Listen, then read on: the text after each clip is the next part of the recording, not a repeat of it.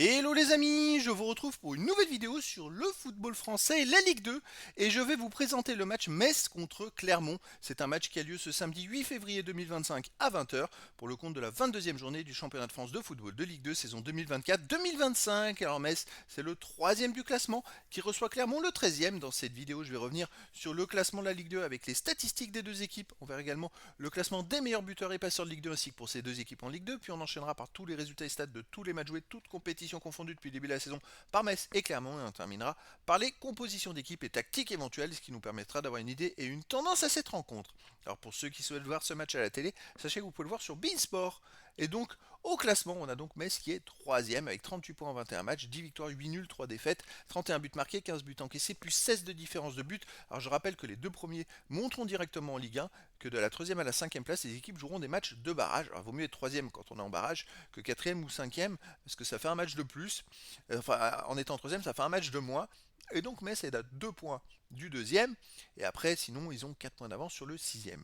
Clermont de son côté est 13ème avec 24 points en 21 matchs, 6 victoires, 6 nuls, 9 défaites, 19 buts marqués, 24 encaissés, moins 5 de différence de but. Ils n'ont que 2 points d'avance sur le premier barragiste pour la descente en National 1 et 6 points d'avance sur le premier relégable. Alors, au niveau des matchs des buteurs, on va déjà s'intéresser aux meilleurs marqueurs. Pour Metz, il y a le troisième meilleur marqueur de Ligue 2 qui est Sabali avec 9 buts. Également pour Metz, Hein est à 6 buts, Diallo 4 buts, Udol 3, Sané et Assoro 2 buts. Pour Clermont, il y a plusieurs joueurs.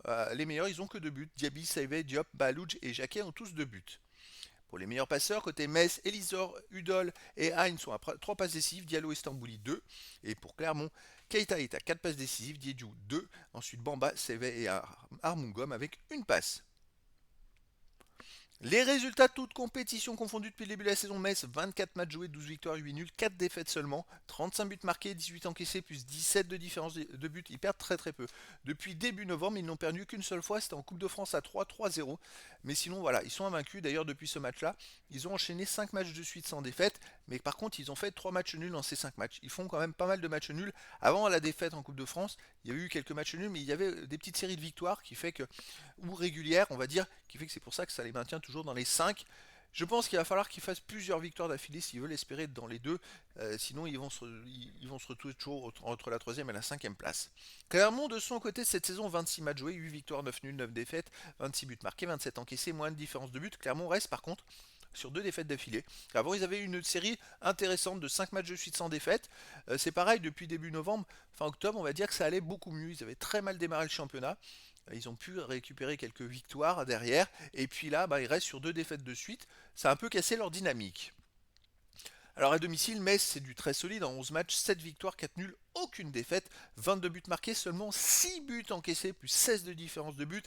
Et dans les 6 derniers matchs, les amis, ils ont gagné 5 fois, ils ont fait un nul. Ils n'ont pris qu'un seul but contre le Paris FC, qui est en plus deuxième du classement. Ils ont pris ce but-là.